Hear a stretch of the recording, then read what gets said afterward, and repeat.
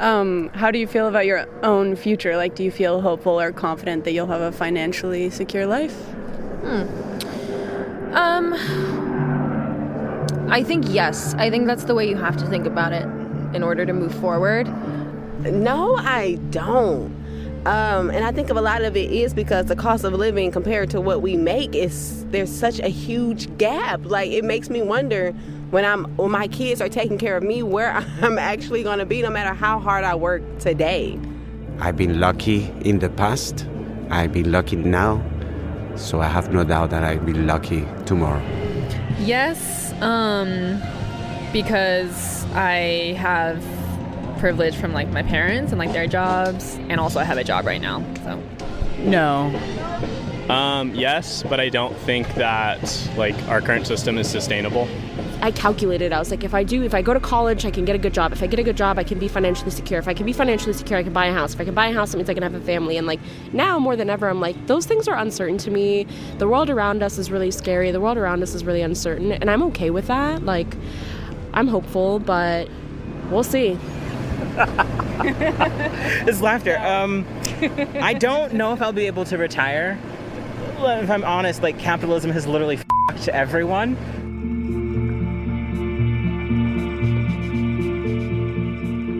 In 2008, I lived in this apartment in Chicago where the trains would go by the windows so close you could see what books people were reading.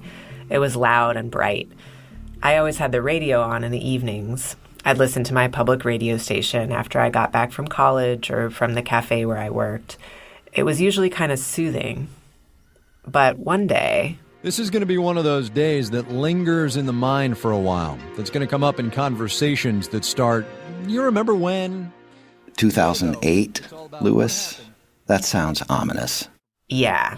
I had no way of knowing just how momentous that day was going to be. I'm Kai Rizdal. It is Monday today, the 15th of September. Good to have you here.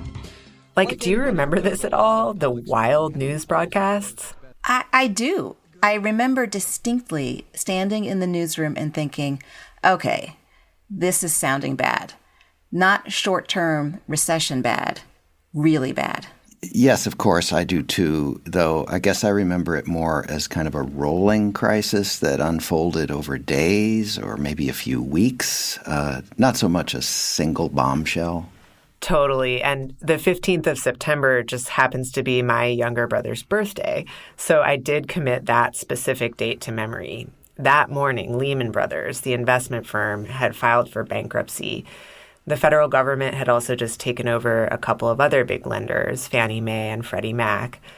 Fannie Mae and Freddie Mac before then were not household names.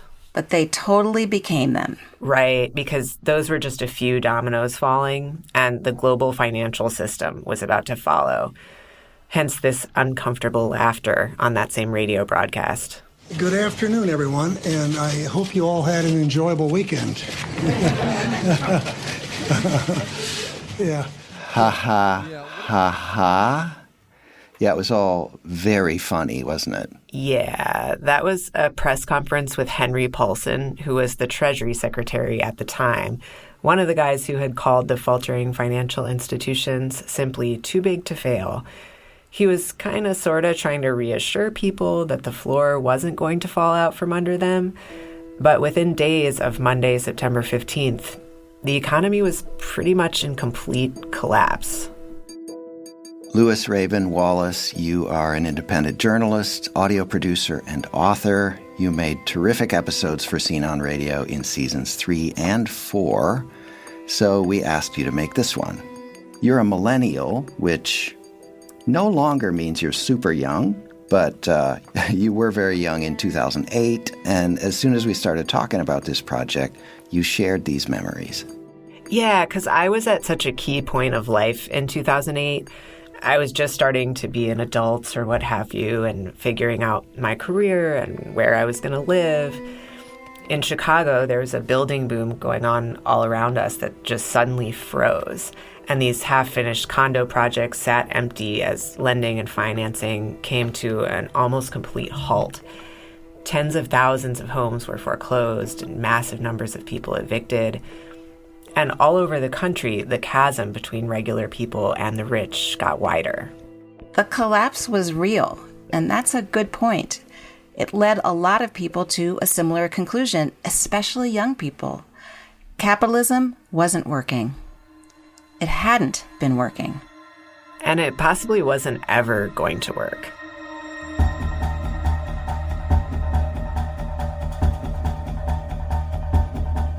From the Kenan Institute for Ethics at Duke University, this is Scene on Radio, Season 7, Capitalism, Episode 8.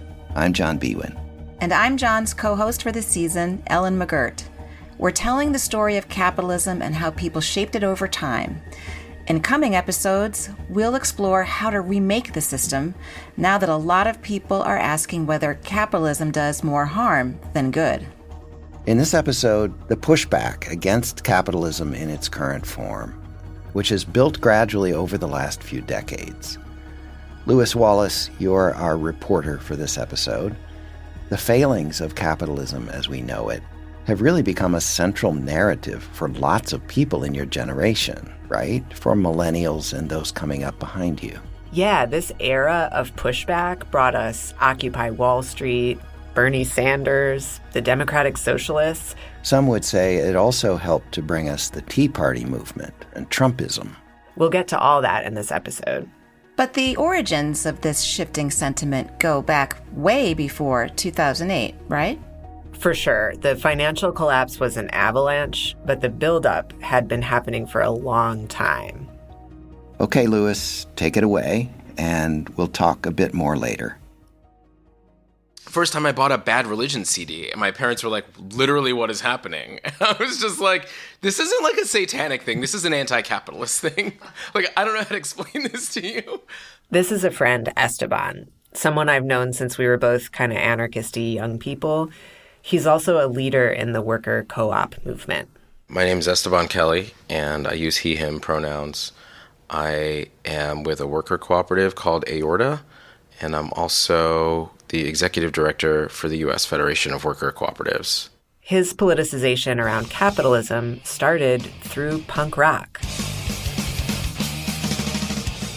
I mean, in the punk community, bands would play and they would stop in between songs, and then you would get like a mini lecture about all kinds of issues happening in the world. You know, the Redwoods, or COINTELPRO, or the Zapatistas. Publicly subsidized, privately profitable, the anthem of the upper tier, puppeteer, untouchable foe. He was 13 when he learned about the Mexican revolutionaries, the Zapatistas, in 1994. They were also anti-capitalist and against hierarchies. Punk at that time was very political. I love the nerdiness of that, like that you're like at a show listening to music and people are like, NAFTA. It's the North American Free Trade Agreement. Absolutely. I mean, that's absolutely what was happening. I learned about the IMF and World Bank when I was in like 8th grade, listening to propaganda and having them break down. And again, sometimes it was audio excerpts, and they weren't always quoting their heroes. Sometimes they were quoting their villains or reading. One of their records has a clip where they're reading a letter from the PR department from Shell Petroleum Company or BP or one of those.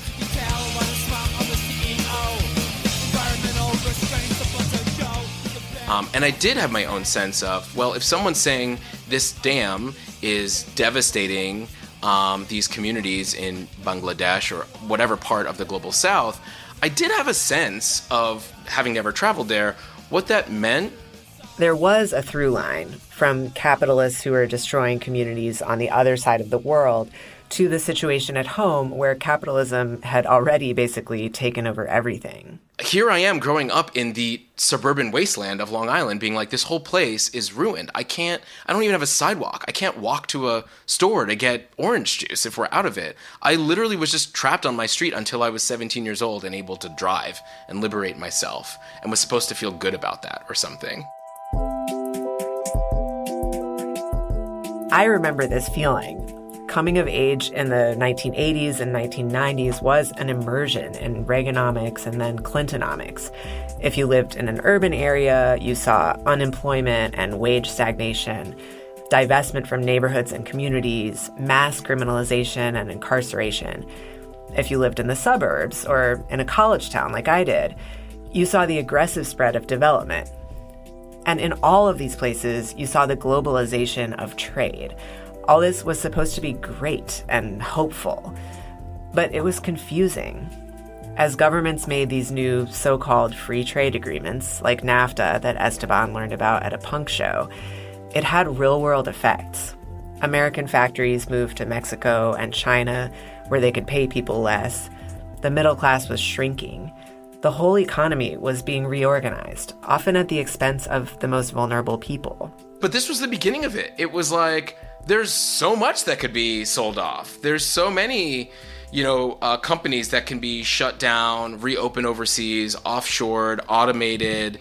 And what better way to break the backs of worker power and labor solidarity than to simply move to a different jurisdiction where the workers are not organized, where you don't need to have this balanced contract with labor.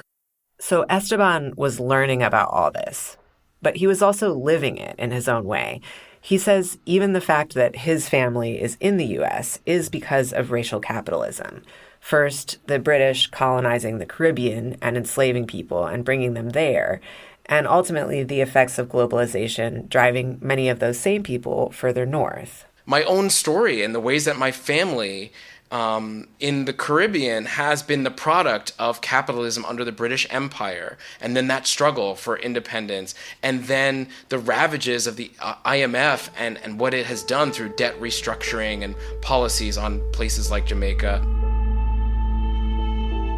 Here he's talking about the International Monetary Fund, the IMF, which started at the end of World War II, but really extended its global control over so-called developing countries in the 80s and 90s. Basically, the IMF operated like a pro-globalization, pro-capitalist bank.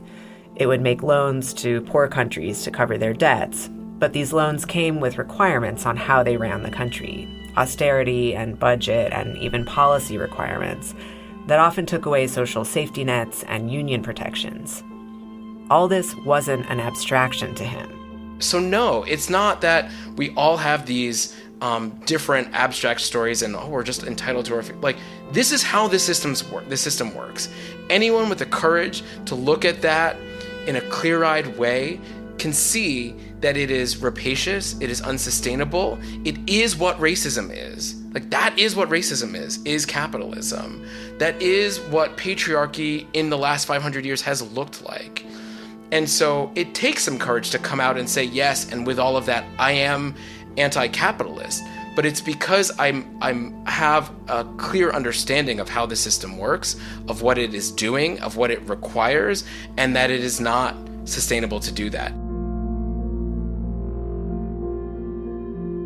So that's what Esteban came to, along with a small but growing number of disaffected millennials, long before the financial crisis of 2008. By the time he went to college at UC Berkeley, it was the late 90s, basically the pinnacle of the neoliberal movement for globalization. The World Trade Organization, which is kind of a cousin of the IMF, was founded in 1995 to better facilitate these agreements between countries, agreements that would allow for the free movement of capital and allow companies to offshore more and more of their functions to the cheapest places. When people learned the WTO was planning a meeting in Seattle, right after Esteban started at college, a lot of folks planned to go and protest. He was 19, and this was his first big demonstration. I knew it was a thing that we were against. I had a sense about why. We didn't know how big it was going to be. We knew how big the protest was going to be. The protest was going to be, in terms of how global it was. That's something I learned when I arrived there. This protest in 1999 represented not just the punk and anarchist strain of anti-capitalism, but also a growing movement by labor organizers to push back against the local impacts of globalization. These agreements made trade more free for owners of companies, but often allowed them to more easily squash union efforts, exploit people's labor, and destroy the environment. More and more people saw economic globalization as fundamentally flawed. Esteban and a bunch of college kids drove up to Seattle. And then when we got there and discovered that labor had really thrown down and mobilized, and that there was this, historic alliance between the environmental movement. I mean, all the headlines were like Turtles and Teamsters together. Turtles, the environmentalists, and Teamsters, the unions, plus student protesters, became a united front. To have 100,000 people marching on the streets of Seattle was not nothing. I mean, that in and of itself would have shut things down. But guess what? As part of this coalition, you had people from a pretty radical environmental movement who understood direct action. You had anarchists who understood mutual aid and direct action. So we're feeding each other. We are training each other in jail solidarity if anyone gets arrested for putting their bodies on the line.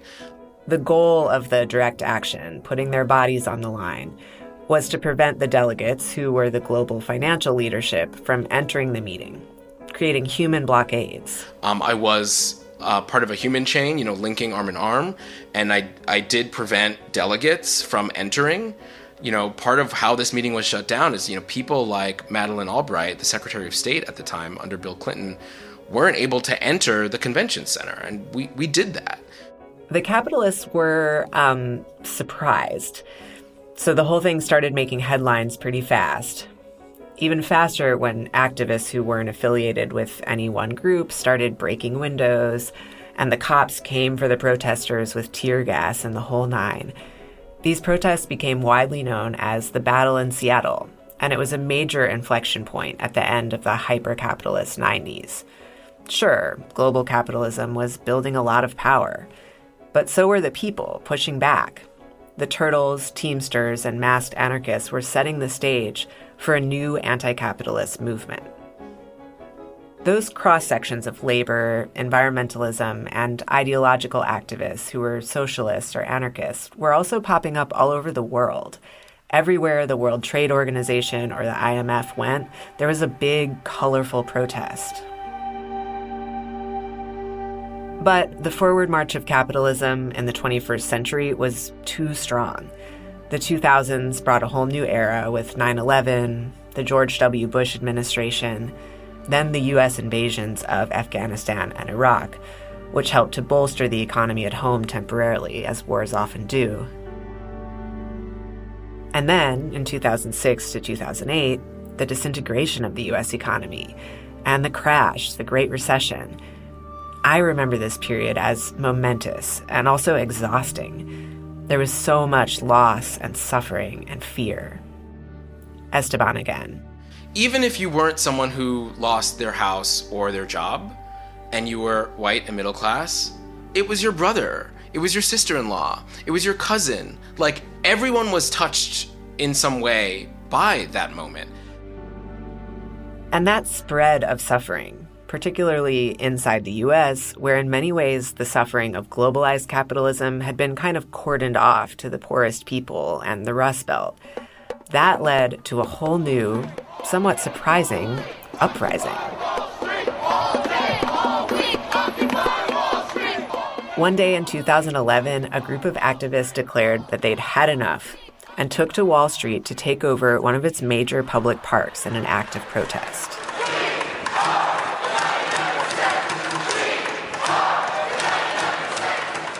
The clarion call was, "We are the 99%.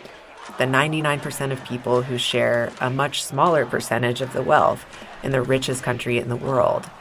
The 1%, they were accused of being hoarders." And by the way, there was a pent-up audience because it was 3 years after a huge financial crisis where there was very little accountability, there was not significant recovery despite how much hand-wringing had happened. The thing is, after the 2008 crash, incoming President Barack Obama, who took office just a few months later, led a significant bailout of banks and investment firms.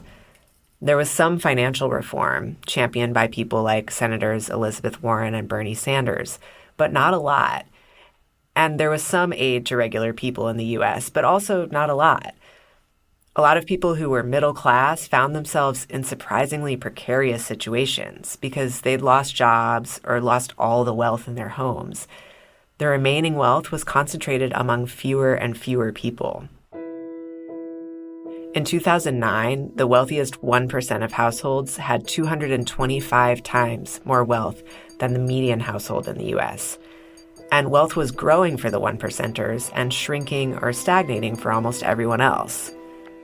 The frustration about that exploded into the streets. Suddenly, Occupy was everywhere.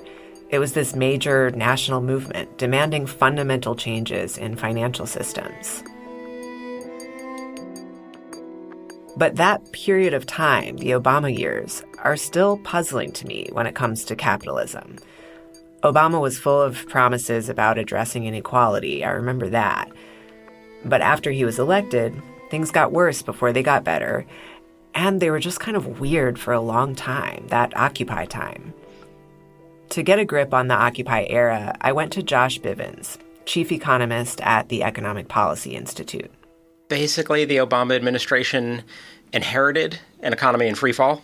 The short-term bailouts kind of slowed the free fall, but literally millions lost their homes and jobs. Then from 2008 to 2016, we just had this really agonizingly slow recovery. Unemployment dropped a little bit every year, and it was just this incredibly extended period of time with a very impaired labor market. It was just really hard for people.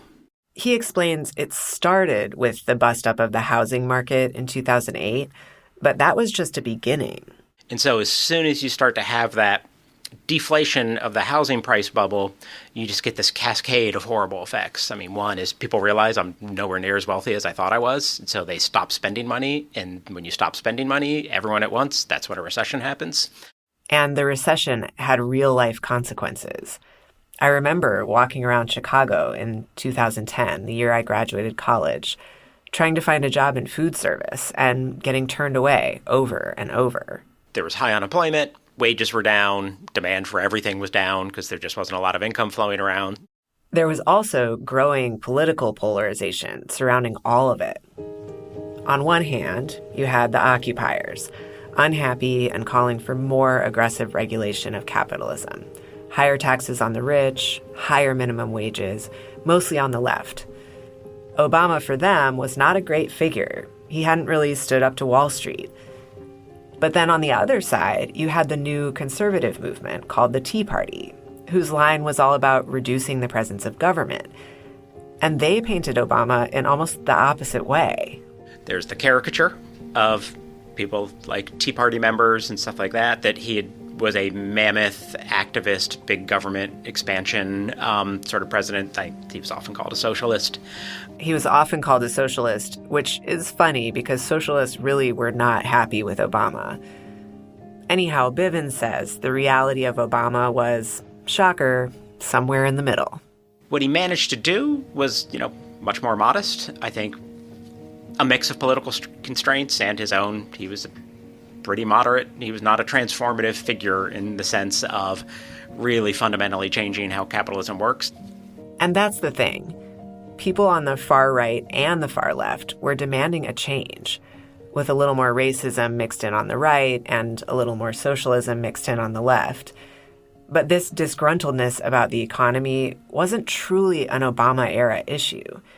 Josh says by the time of that 2000s recession, inequality had been growing not for years, but for decades. The entire post-1979 period in American economic life is really unsatisfactory on a ton of levels. That's where you see inequality just explode. You see incomes and wages at the very top of the scale rise enormously fast, and almost everyone else loses.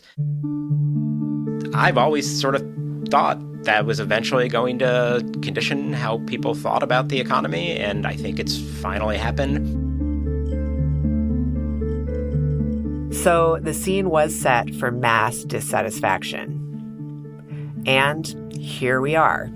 People born after the early 80s have never really known a time of hopeful, prosperous growth. And they are cumulatively pissed.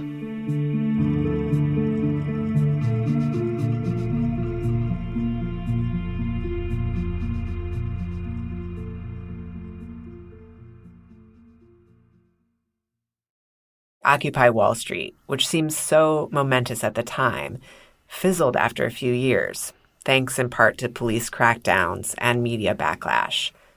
Capitalism also didn't really change much as a result. And the younger generations, Well, they're definitely still lit up about it all.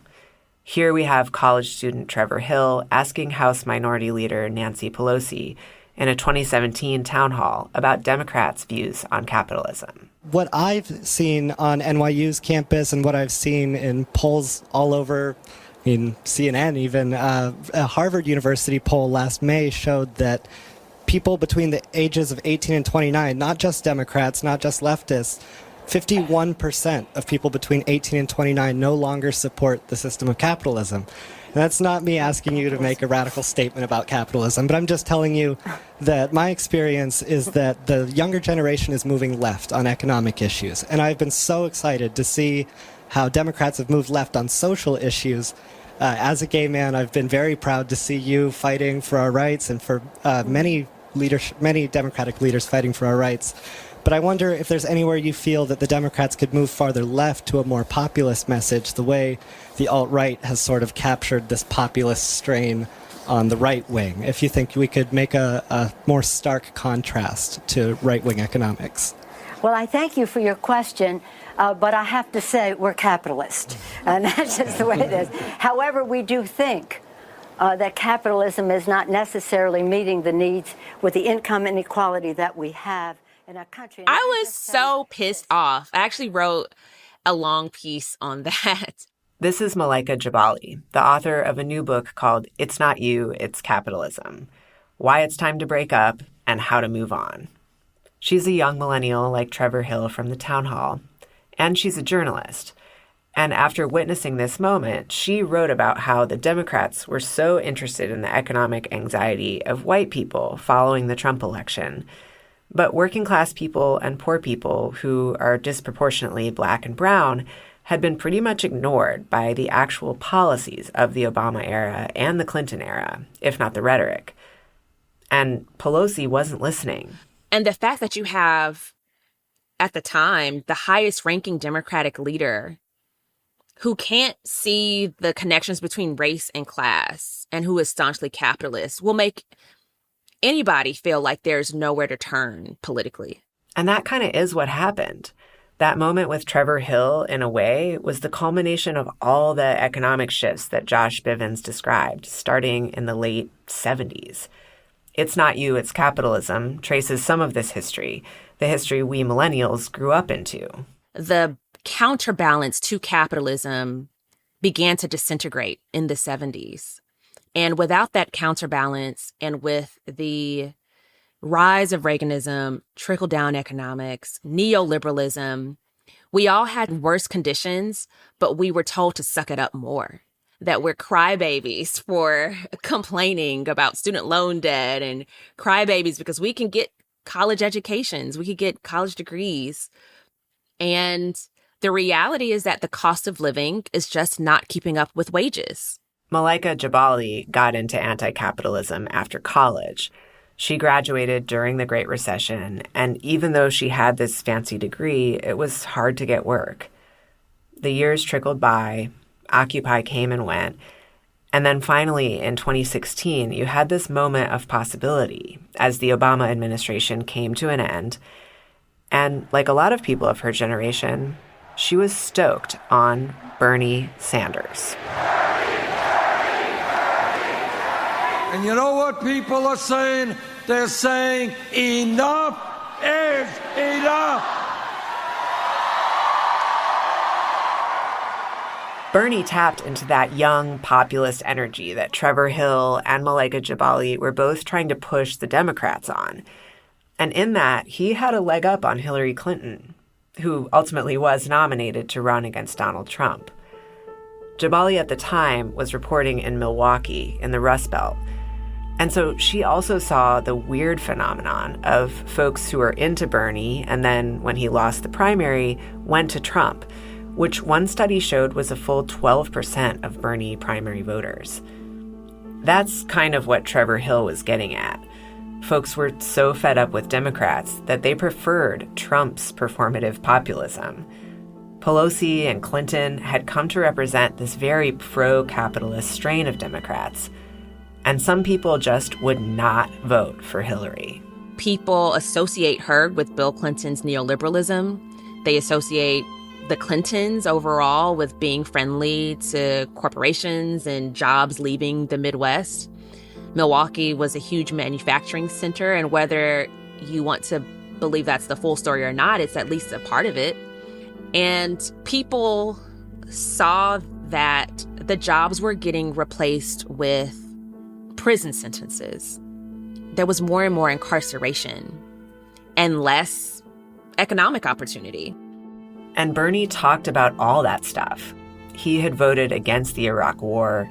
He stood up for gay rights on the Senate floor. And he actually talked about how capitalism and racism worked together. We are sick and tired of systemic racism in America. We're tired of a wealth gap where white families have 10 times more wealth than black families.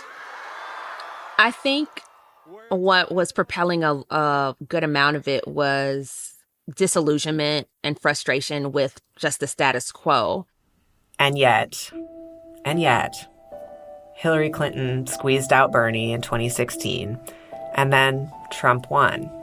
Certainly not by a landslide, but he won on some of the same attitude that Bernie took, that America was in a bad place, that people deserved better, that the establishment was not on your side, though Trump's campaign was also about racial dog whistling and the racism that he stoked and encouraged in his base. And of course, Trump is really nothing like Bernie Sanders. In many ways, the image of this New York owning class, child of wealth TV star stands for everything wrong with capitalism, right? Millennials and the next upcoming generation, Gen Z, the ones who are unhappy about capitalism as we know it, really came to feel like they had nowhere to turn. If society was better in providing for people, people would not, in large part, be drawn to these reactionary ideologies nearly as much. This is Evan Caldwell, our Gen Zer in this episode. He's a co-chair of the Young Democratic Socialists of America. He was only 8 when the Great Recession started. Yeah, I mean, I know the recession was really hard for a lot of families. And many people we knew had it worse, but being an 8-year-old kid, that really was the time I thought my parents had everything under control. And when my mom came home and had been laid off, and she'd be out of work for a year and a half, I didn't really get it until I was staying up way past my bedtime, listening to my parents talk pretty quietly in the room, and I could hear them crying. And especially hearing my dad cry was something that kind of shattered some illusions, you know. And the big thing that stuck with me hearing this was hearing my father say, you know, it was so easy for our parents. It's been so hard for us. I can't imagine how hard it's going to be for him. Him meaning Evan, his parents' only child. I feel like a lot of Gen Z just are accepting of the fact that things are broken, you know, and it's a lot less of a keystone event. I was barely alive during 9/11, you know, a couple months. And many people I work with and organize with weren't, you know. Folks don't remember the Iraq War, but what we do remember is decades of the same bad things just being a constant. You know, our entire childhood was shaped by a kind of recession and 2 wars in the background getting worse. Plus climate change, which has also been an imminent threat for their entire lives. It's the backdrop of everything, right? It's that existential dread of not only are things getting worse, I can see a ticking clock. Like a lot of people in his generation, he was raised on social media and got his ideas about anti-capitalism pretty early, not necessarily from the people directly around him. So I grew up in a pretty right-wing town. Brevard County, Florida is defense contractor town on one side, and then kind of very quickly devolves into rural eastern Florida. So very red, 70% Republican district. And it's kind of both halves, the very wealthy red and the very poor red. And so I basically learned about Bernie and what democratic socialism or this idea of even just being a progressive was almost entirely through the internet, you know. Just kind of out of interest, I watched a few debates. I saw some political commentators on YouTube, listened to a few podcasts, and that got me hooked because so many of the things I was worried about, here is someone speaking directly to those things. Eventually, he wanted to take it beyond the internet, this whole idea of socialism. So he campaigned for Bernie in 2020. And now, just a few years later, he's a union organizer on the campus of University of Central Florida. And he's running all these initiatives in YDSA, the Young Democratic Socialists of America. And so YDSA, we've never been stronger. And that's like a really proud thing to say. You know, we have well over 100 chapters at colleges, high schools, community college, trade schools across the country, thousands of members. But more importantly, we're winning real victories, and not just reforms or statements, but material change. Comrades at UO, University of Oregon, that is, unionized 4,000 workers, all under like an independent union with YDSA members as like some of the really lead organizers in that union drive. Folks at the University of California in Santa Barbara just unionized their dining hall workers, or at least just filed for unionization. Dartmouth unionized, and countless other schools are working on it. As he sees, there's a whole new union movement driven by his generation's anti-capitalist bent. They want to elect socialists to Congress, to socialize healthcare, to unionize and cooperativize workplaces, to hold capitalists accountable. But all of this still leaves me with a bit of a feeling of, what now? Global capitalism is still moving apace. The stock market keeps hitting new record highs. The wealth gap is growing. Climate change is on the march. What has changed as a result of all the people's pushback? But let's go back to my old friend Esteban, who I don't generally think of as a big optimist. He says actually a lot has changed. I started seeing an uptick in interest on things like workplace democracy and a curiosity for that. Suddenly people Googling about worker co-ops or emailing me and the people I work with about how do I start one, how do I find one, people who had no idea what they even were, and suddenly we're getting legislation passed at the municipal level and then at the state level and then at the federal level, and it's like, oh my God, finally this is starting to pick up. There has been a major shift in tone, a shift in what feels possible, and in just how big anti-capitalist movements can be, at least in this country. And, you know, it really has only been in this last 10 or 12 years that we're seeing the popularity of socialism outstrip the popularity of capitalism, the popularity of unions and the support for unions for the first time in my life. Being not just a majority, but now a supermajority of Americans supporting unions. We haven't seen this in my lifetime. He's right. As of 2024, union membership is up.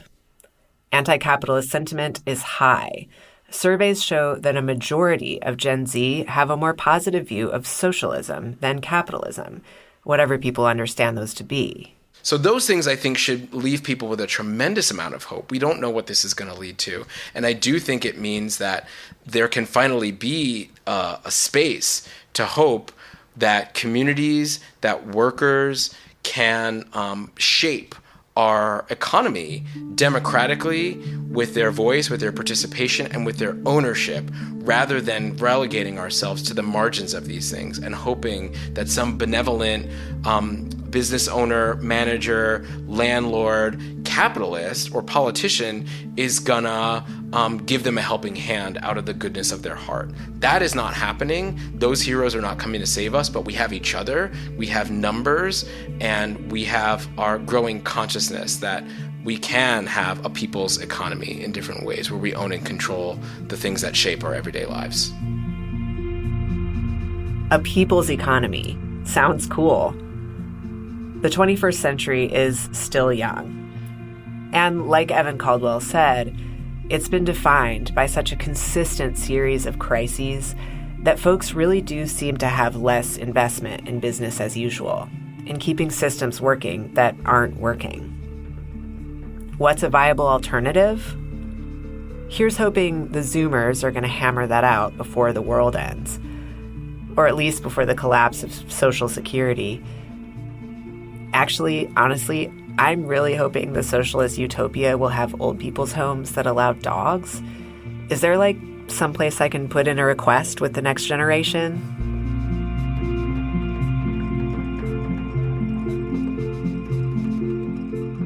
I love the note you ended on there, Louis, with those explicit and implicit questions. Will it take Gen Z, people now in their 20s, and the young people coming after them to bring about deep change? And what will that change look like? What is a viable alternative? And is it socialist utopia? In fact, I'm curious, Louis, what do you think younger people mean when they say in those surveys that they would choose socialism over capitalism? Of course, as you know, for a lot of Americans, the model when they hear socialism is the Soviet Union or now maybe Venezuela. I assume you're talking about a democratic model, for starters. Yeah, I mean, I don't want to speak for anyone else, but one thing that came up in a couple of my interviews was how my parents' generation, boomers, a lot of them think about socialism in terms of specific places, countries where socialism or communism were tried in some form, like China, the Soviet Union, and Cuba. And so it's easy for them to say, this was tried, and from their perspective, it failed, and it was undemocratic, and it was bad in all these ways. But for folks born after the 80s, they were really not witnessing those examples. And they also weren't exposed to U.S. anti-communist propaganda in quite the same way. For a lot of folks my age and younger, I think socialism is assumed to mean democratic socialism, about creating a system of democracy in which the economy is structured around equity rather than profit. And then some people like Esteban are even trying to do that within capitalism, to use the structures we already have to establish pockets and practices of democratic or even collective decision-making, or advocating to fully socialize certain aspects of society, like healthcare or access to water and electricity, so that those things would be guaranteed to everyone. But ultimately, yes, it would mean a totally different system of government and different agreements about economics, what they are for, how they work. Thank you, Louis Raven Wallace.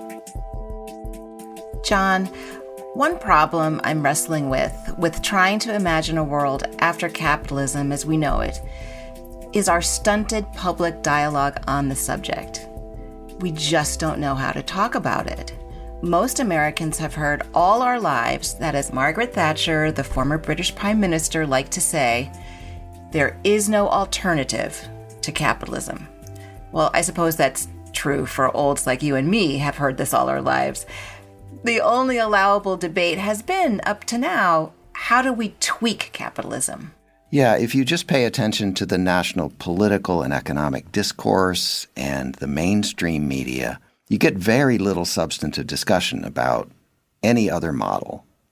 Just the occasional dismissive reference to socialism, another paradigm that was first imagined a couple hundred years ago, and an economic philosophy that has not been well served, to say it nicely, by the societies that have actually practiced it or claimed to.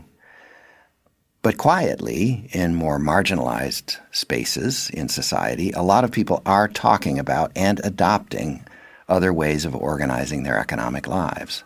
We're inching closer to that part of this season where we really turn to responses and solutions, ideas for fixing capitalism or doing something fundamentally different. But we're still not there yet.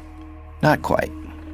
Next time, the problem with limitless, eternal growth, an imperative that seems to be wired into capitalism's DNA.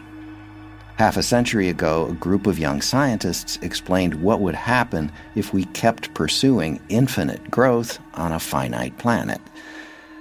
But yeah, I guess we know how humanity responded to that warning. This episode was reported by Louis Raven Wallace. Story editor, Loretta Williams. Music by Michelle Osis, Alex Simcox, Goodnight Lucas, and Lily Hayden. You also heard a song by Propagandhi. Music consulting by Joe Augustine of Narrative Music. Person on the Street interviews by Arlene Arevalo, Lily Clark, and Gabriella Glick. We post transcripts at our website, scenonradio.org. This season is produced in partnership with Imperative 21. The show is distributed by PRX. Scene on Radio comes to you from the Kenan Institute for Ethics at Duke University.